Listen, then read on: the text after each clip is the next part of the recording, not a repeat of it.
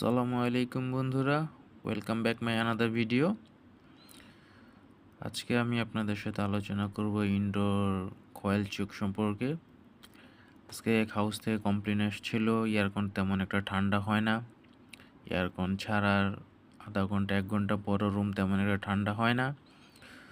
তো আমি এয়ারকনের কভার খুলে সব কিছু চেক করলাম, দেখলাম যে এয়ারকনের